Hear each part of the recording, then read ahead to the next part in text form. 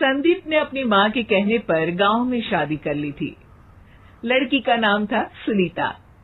माँ का कहना था एकदम मॉडर्न बहू नहीं होनी चाहिए, लेकिन उन्हें नहीं पता था कि गांव से आने वाली बहू सुंदर सुशील तो होगी और उसको गांव से बाहर भी निकाल लाएंगे, लेकिन उसके अंदर का गांव कैसे बाहर निकलेगा। शादी के कुछ दिन बाद, माँ टिफिन तो देना जरा। बेटा अब तो स्कूल नहीं ऑफिस जाता है, माँ से नहीं अपनी बीवी से टिफिन मांगा कर। ओके माँ। सुनीता टिफिन ले आओ। जी लो टिफिन, इसके अंदर पिस्ता डाल दिया है। पिस्ता? पिस्ता क्यों? सास जी ने बोला था ना कि आपको पिस्ता बहुत पसंद है। ओहो, मैंने पिस्ता नहीं पास्ता बोला था, पास्ता। पास्ता? कहीं होता है पास्ता? अरे बेटी तू रहने दे, मैं बना दूंगी। अच्छा किया कि पाव भाजी बनाने का नहीं बोला, वरना किसी के पाव बना देती है। सुनीता को बुरा लगता है, लेकिन उसकी नादान हरकतें कम नहीं होती। ऐसे ही एक दिन, अरे तुमने ये क्या लगाया है? अरे आप वो फूस फूस करके लगाते हैं ना, वही। डियो? का दियो? किसको दियो? अरे वही ना जिससे खुशबू आती है। हाँ हाँ सही पकड़े हैं। अच्छा लेकर तो आना। कौन सा डियो लगाया तुमने? अभी लेकर आते हैं जी। संदीप की बात मानकर सुनीता अंदर से खुशबू वाला फुसफुस लेकर आती है। ओएमजी! ओएमजी मतलब ओ माय गणेश ना। अरे ओएमजी छोड़ो, ये खुशबू वाला फुसफुस की बात कर रही थी तुम? हाँ इसी की, फिर से सही पकड़े हैं। अरे देवी, लेकिन आप सही नहीं पकड़े हैं, ये डियो नहीं है। डियो नहीं है तो क्या लियो है? अरे ये रूम फ्रेशनर है, जिसको कमरे में छिड़कते हैं, खुद पर नहीं। कोई बात नहीं, माँ कहती थी आत्मा किराएदार है, शरीर एक किराए का कर्म। हम शरीर पे ये डाल लिए तो क्या फर्क पड़ जाएगा। अरे बहू, ओ बहू, मेरे लिए फल तो लिया, फिर मैं बाजार जाऊंगी। सुनीता अपनी सास के लिए फल लेकर आती है। अरे बेटा, पपीता, तरबूज और सेब फल ऐसे कैसे खा लूं? काट कर तो लिया। माँ जी, मेरे गांव में तो खेत से उठा के सीधा खा लेते हैं। अरे ये तेरा गांव नहीं है ना। अरे संदीप, तू ही कुछ समझा देना इसको बेटा। मैं कैसे समझाऊं माँ, ये तो माइक्रोवेव को भी भट्टी बोलती है। कल मैंने बोला हाय कैसी हो, तो बोलती है किसी को हाय नहीं लगानी चाहिए। अरे सुनीता, तेरा क्या होगा?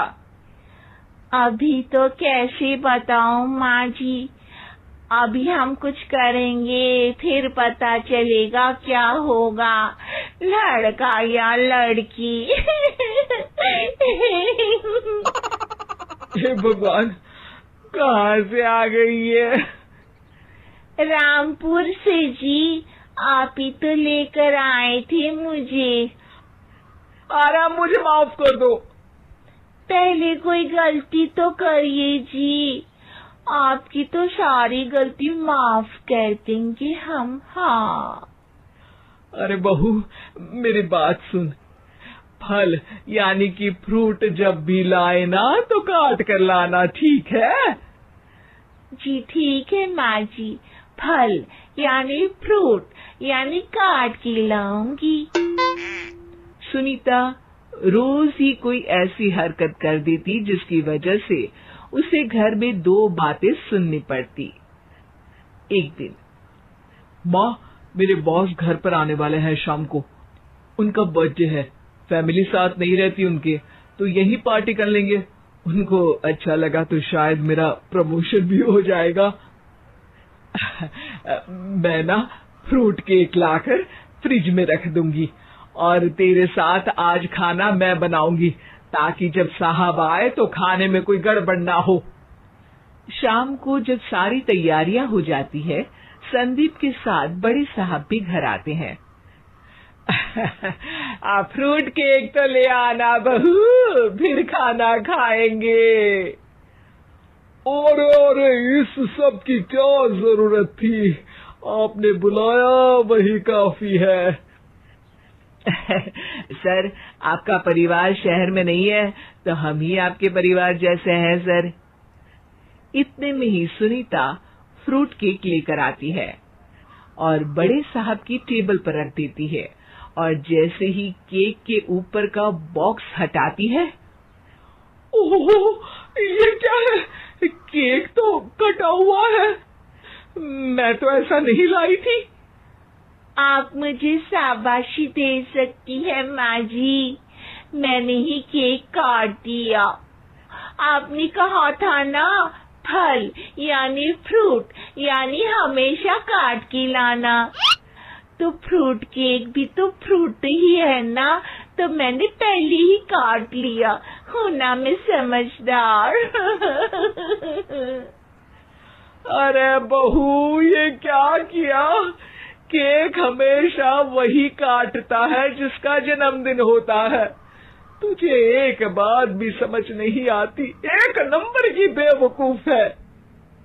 पूरा माहौल बिगड़ चुका था।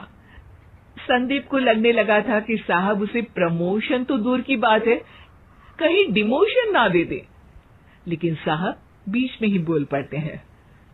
अरे कोई बात नहीं, ये इनकी बेवकूफी नहीं है, इनका भोलापन है। बेटा, आप कहाँ से हो? रामपुर गांव से। अरे वाह, गांव से? फिर तो आपके गांव में ताजे फल और सब्जियां मिलते होंगे। हाँ, सही पकड़े हैं। हम तो काटते भी नहीं, सीधा खा लेते हैं। मैं ना एक बार तुम्हारे गांव घूमने जरूर चलूंगा। क्यों संदीप, ले चलोगे ना? मुझे गांव घूमना बहुत पसंद है। बस फिर क्या था, संदीप और सास दोनों खुश हो गए, क्योंकि साहब को सुनीता ने गांव की बात करके खुश कर दिया था। अब संदीप का प्रमोशन पक्का था। शिक्षा, कभी भी किसी भी गलती पर घबराना नहीं चाहिए। हो सकता है कि उस गलती की वजह से आगे बड़ा फायदा हो जाए।